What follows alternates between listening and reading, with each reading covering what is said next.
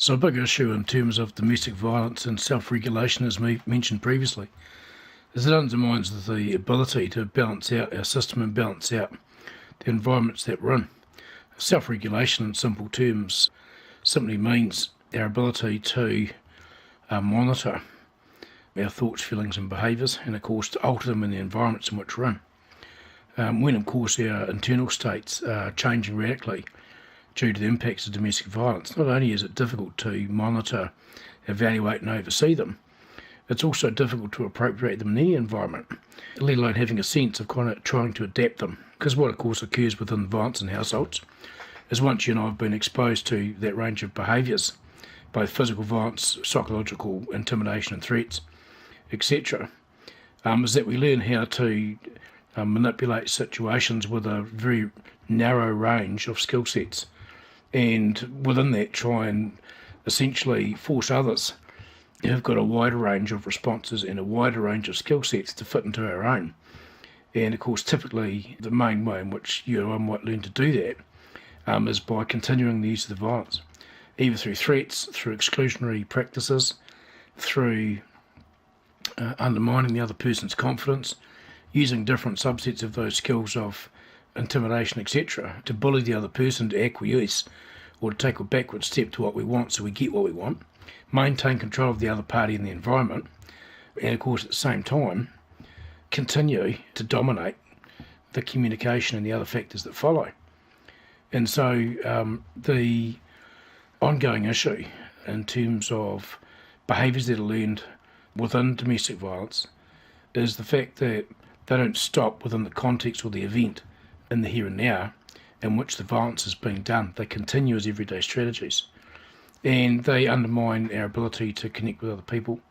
They undermine our ability to relate to and with other people.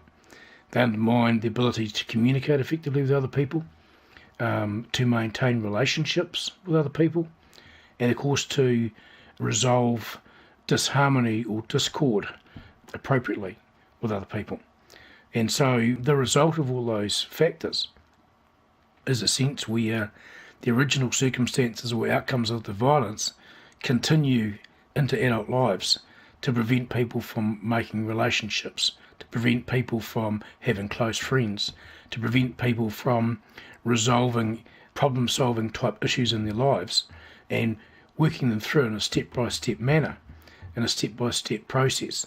And so not only does the what not get learned of sorting things through, but the how things get done doesn't get learned either. And so it's very easy in recognising that to understand how from generation to generation violence impacts, firstly in ways that are quite easy to identify, and secondly after that in ways that are quite subtle and a bit more difficult to identify and relate to, where you and I don't know what it is that we're actually looking at. And so domestic violence, at the face of it, is the argy-bargy, is the physical fighting. For some it's seeing people in public being treated in an undignified or disrespectful manner. Beyond that, it's a whole cluster of ways of moving in the world, behavioural, etc., that in time not only prevent people from having fulfilling formative lives when they're younger, but also undermine them having fulfilling their potentials in their adult walk as well. And so it's really, really important as we go through to have a sense of balancing out that issue of, in terms of self-regulation, of getting balance and how to go about addressing and achieving that state. In terms of thoughts, feelings and behaviours, because they get bandied around a lot today without a whole lot of analysis really. Thought processes, from an idea to a thought to a concept to a theme to a series of messages, and then finally to a point of being articulated or talked about, as a complex process. The complex issues of feelings developing are also a very complex process. And then of course behaviourally, those features there, when interacting with the other two portions, are equally complex. What tends to occur for people who've grown up in violent environments is they tend to have a back to front order going on. And by order I mean that the modern, for instance, school of cognitive behaviour therapy will talk about thinkings and feelings and actions. And of course, for those of you who practice in the field, you'll be aware that cognitive behaviour therapy is another branch of rational emotive behaviour therapy, which was developed by Albert Ellis in the 1950s. So it's been around a long time. It's probably been applied a bit differently in terms of its specificity and its detailing today. However, it's been around a long time. In trauma, and with trauma, both in domestic violence and other forms of environments where a trauma is an outcome of the actions and the features occurring in that environment, being done in that environment, survivors of serious domestic violence tend to operate back to front. So they'll tend to act first, and they'll act first because the actions help mediate their feelings. When they're little, they don't have the skill sets to mediate or balance out their feeling states because they normally don't get to even talk about them. They don't get to recognise the feelings that they're having. And there's not a language for expressing feeling in the house. They don't learn to say, I feel angry. They say things like, you made me mad. They say things like, you've done this, you've done that. So they don't have an internal loci of control in the sense of registering themselves in it. Within that too, though, things like, you pissed me off, you did this, you did that. So there's no I statement there for a start. Secondly, there's no language to access the actual feeling state in the sense of speaking English, for example, with the lead-in of I feel upset, I feel this, I feel that. Because typically in a household of domestic violence, that language isn't created. It's not an economy in the household. People aren't discussing their feelings. They're acting them out. And so people don't go around typically in that household saying, well, when you slammed my door the other day, I felt really upset towards you or what you'd done. Or I felt upset with you. They typically rock up and say, what the fuck did you slam the door for? Don't fucking slam it again, or I'm going to fucking slam you. And so there's no reference to what the feeling was. There's no resolution. There's threats and intimidation. And when the threats and intimidation aren't followed through, in the sense of resolving anything with the other person either stepping forward or stepping back out of fear, then physical violence is used with a punch in the face or whatever for the party who's being the aggressor to get what they want. And so what's not in the house is a language of identifying feelings at all. They're not referenced, they're not spoken about, they're certainly not processed and worked through, they're not put anywhere in a functional sense of it, and they get buried. And so some of the main tools that come out of domestic violence are denial. So in other words, I don't know what you're talking about, I don't remember that. Minimising. All I did was fucking punch you in the head. You know, it's not the end of the world. Suck it up, fucking toughen up, harden up, and move on. I don't get what the fucking big deal was here. So minimising is a way of making what I did smaller. And it's a way of forcing the other party to take responsibility for what I did, or at the very least, to stop going on about it. And so the inference and influence towards them is to either deny it altogether or to make it smaller than what it was. So in the first place, I don't have to take full responsibility for it, and hopefully I'll be able to put it onto them anyway. So in the end, I can play the blame game and tell them that they made me mad in the first place, therefore me punching them in the face was in fact their fault, not mine. And then, of course, the third thing that might be used is trivialising. Oh, come on, bro, it was a joke, I didn't mean to do it. Fuck, it wasn't that big a deal. We do this all the time. And, yeah, I didn't mean anything by it. So just laugh it off and move on, eh? And those three factors have got huge consequences as young people go through their lives. The denial, of course, has got huge consequences because the young person can be exposed to other forms of violence, both in public and otherwise, where they're not registering the impact of what's being done around them. And they're not registering the impacts of their own behaviours, let alone owning them.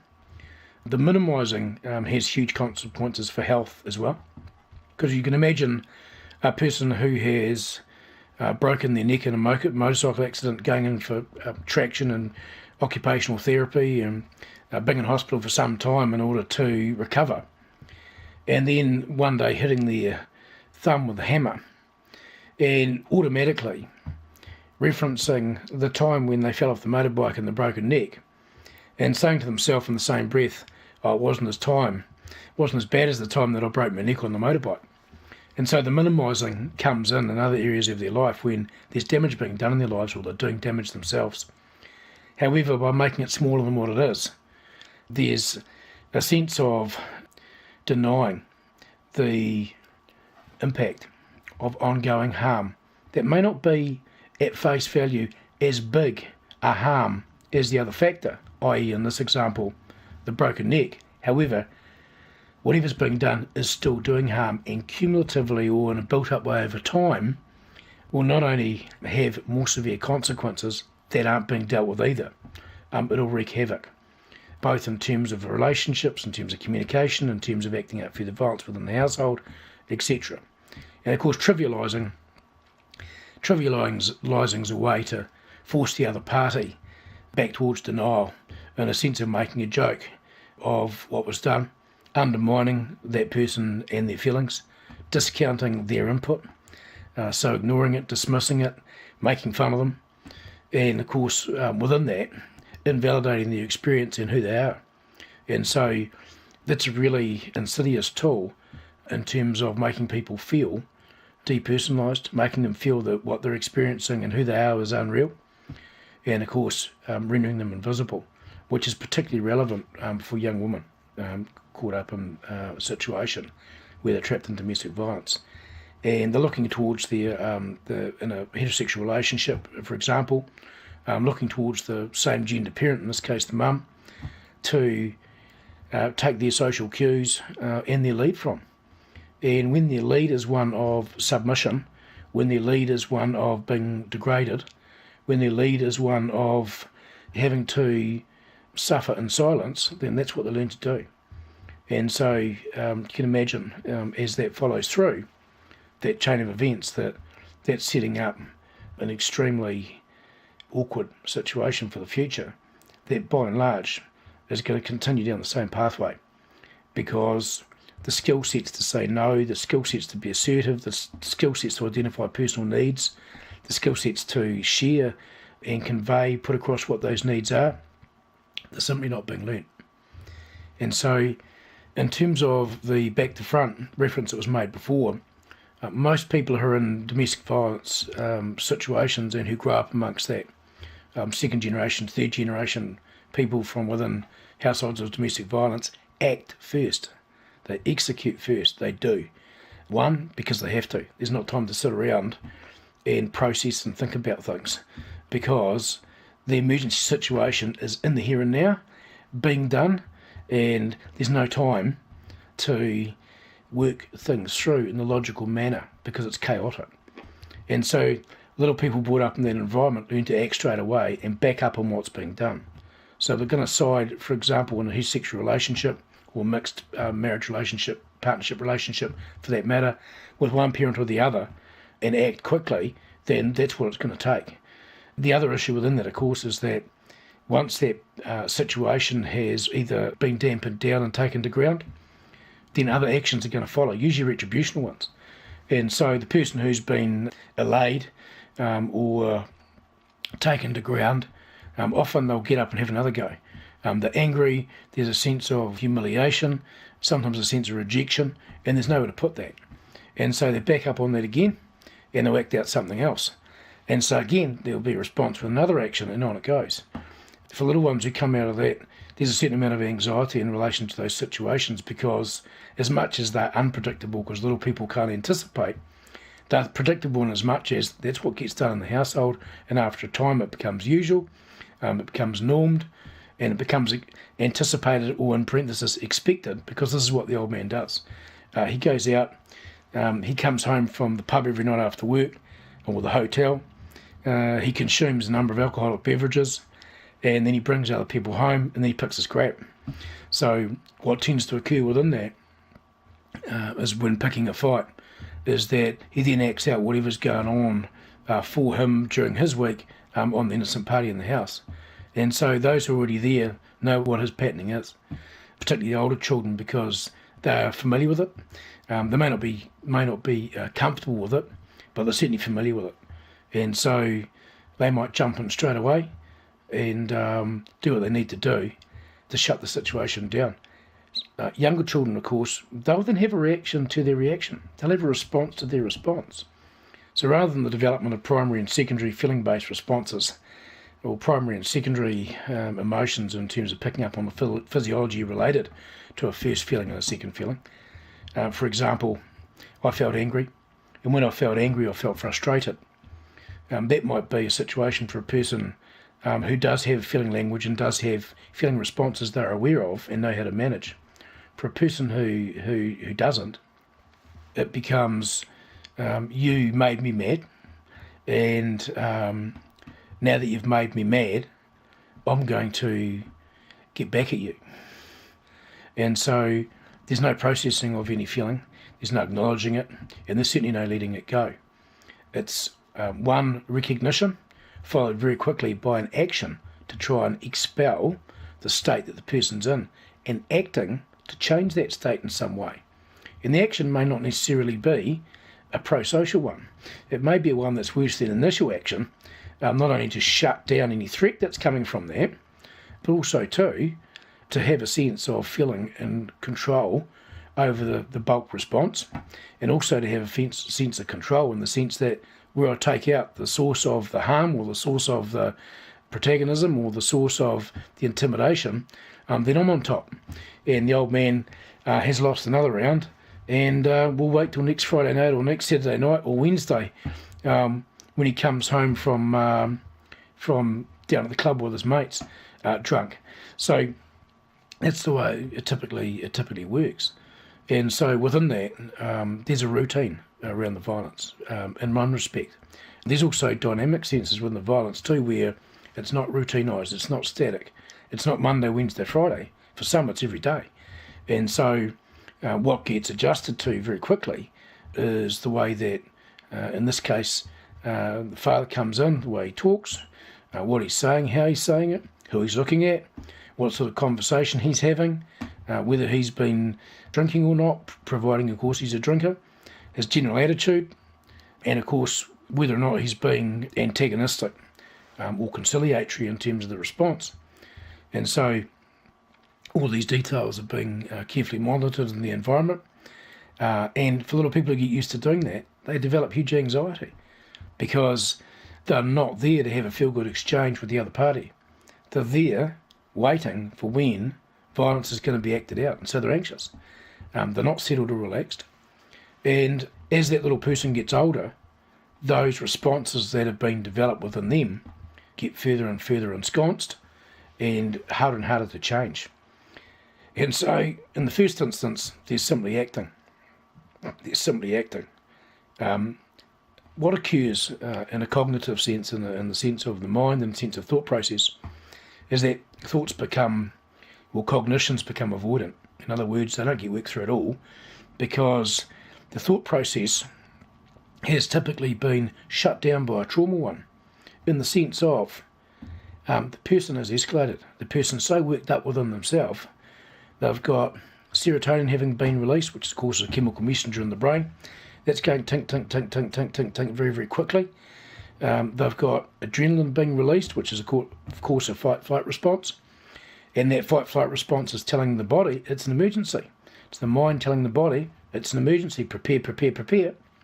And of course we've got the insulin release in terms of glucose management and blood sugars within the system. So of course, after a person gets hyper-aroused and really worked up for a long period of time, often hours, they then get exhausted because they've had this big rush of adrenaline, big rush of insulin.